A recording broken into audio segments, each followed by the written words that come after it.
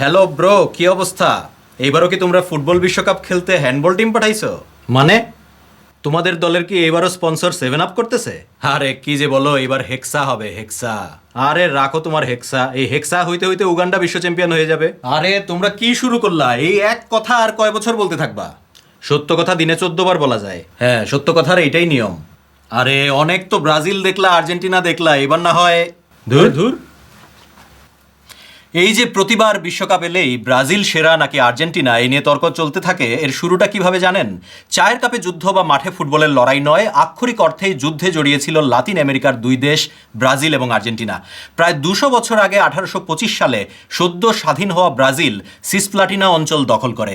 বর্তমান আর্জেন্টিনা তখন পরিচিত ছিল United Provinces of the Rio de la Plata নামে। প্রায় 3 বছর দুই দেশের মধ্যে যুদ্ধ চলে, যুদ্ধে ড্র হয়। রেফারি ব্রিটেনের মধ্যস্থতায় সিসপ্লাটিনা পরবর্তীতে স্বাধীন হয়ে উরুগুয়ে নামে পরিচিত হয়। এরপর থেকে লাতিন আমেরিকায় আধিপত্য নিয়ে বরাবরই বিরোধে জড়িয়েছে এই দুই দেশ। মহাদেশের সবচেয়ে বড় অর্থনীতি ব্রাজিল, দ্বিতীয় আর্জেন্টিনা। সামরিক শক্তির দিক থেকে ব্রাজিলের পরেই আর্জেন্টিনা। ব্রাজিলের ভাষা পর্তুগিজ, আর্জেন্টিনার স্প্যানিশ। ব্রাজিলে আফ্রিকান সংস্কৃতির প্রভাব অনেকটাই, আর্জেন্টিনায় ইউরোপের।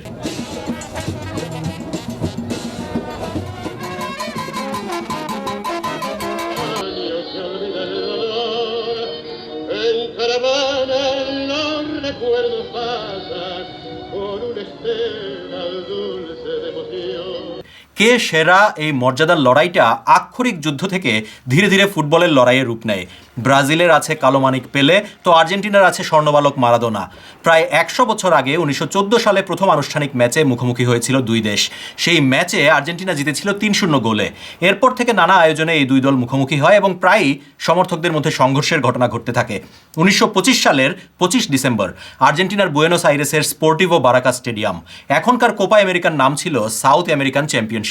ফাইনালে এক ফাউলকে কেন্দ্র করে মাঠেই দুই দলের খেলোয়াড়দের মধ্যে লড়াই শুরু হয়। একসময় গ্যালারি থেকে আর্জেন্টিনার সমর্থকেরা মাঠে ঢুকে ব্রাজিলের খেলোয়াড়দের মারতে থাকেন। বাধ্য হয়ে মাঠে নামাতে হয় পুলিশ। ব্রাজিলের দল স্টেডিয়াম ছেড়ে যাওয়ার সময়ও তাদের গাড়ির দিকে পাথর ছুঁড়ে মারা হয়।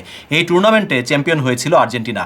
এই খবর ব্রাজিলে পৌঁছালে এবার রিও ডি জেনেইরোর রাজপথে নামেন ব্রাজিলের সমর্থকেরা। রাস্তায় শুরু হয় দাঙ্গা ভাঙচুর। ব্রাজিলের ফুটবল ফেডারেশন বাধ্য হয়ে ঘোষণা দেয় আর্জেন্টিনার সঙ্গে তারা আর খেলবে না। মোটামুটি তখন থেকেই চূড়ান্ত রূপ নেয় ব্রাজিলের ফেডারেশন সিবিএফ এবং আর্জেন্টিনার এএফএ এর মধ্যে ফুটবল স্নায়ুযুদ্ধ। 1937 সালের চ্যাম্পিয়নশিপের ফাইনালে আবার মুখোমুখি দুই দল, আবারও খেলা আর্জেন্টিনায়। ততদিনে ফুটবল দুই দেশের জাতীয় মানসম্মানের প্রশ্ন হয়ে দাঁড়িয়েছে। No score yet. Both teams look for that opening, that weakness in defense, which could lead to a goal. গোলশূন্য ম্যাচের ওভারটাইমে আর্জেন্টিনা 2 গোল দিয়ে দেয়, তবে গোলের বৈধতা নিয়ে প্রশ্ন তুলে এবং নিজেদের নিরাপত্তার কথা চিন্তা করে খেলা শেষ হওয়ার আগেই স্টেডিয়াম ছেড়ে চলে যায় ব্রাজিল দল। 1938 সালে বিশ্বকাপ বয়কট করে আর্জেন্টিনা। উরুগুয়ে তাদের সমর্থন দিয়ে বিশ্বকাপ বয়কট করলেও ব্রাজিল আর্জেন্টিনার আহ্বানে সাড়া না দিয়ে বিশ্বকাপে অংশ নেয়। এরপর 1946 সালে আবার সাউথ আমেরিকান চ্যাম্পিয়নশিপে মুখোমুখি দুই দল। আবার ফাউল এবং মারামারি, আবার নামাতে হয় পুলিশ। একেবারে সাম্প্রতিক সময়েও 1982 বিশ্বকাপে ব্রাজিল আর্জেন্টিনা ছিল একই গ্রুপে। ব্রাজিল এগিয়ে থাকায় মেজাজ খারাপ করে বাতিস্তাকে কুংফু স্টাইলে লাথি মেরে বসেন মারাদোনা, সঙ্গে সঙ্গে লাল কার্ড। ব্রাজিল এবং আর্জেন্টিনার এই ঝগড়ার ইতিহাস এবং বিরোধের ইতিহাস এত দীর্ঘ যে 3 মিনিটে সেটা বলে শেষ করা সম্ভব নয়, তাই আপাতত থামছি। পরের ভিডিওতে কোন বিষয়ে জানতে চান জানাতে পারেন মন্তব্যে। আপনার প্রশ্ন, আমাদের 3 মিনিটের উত্তর।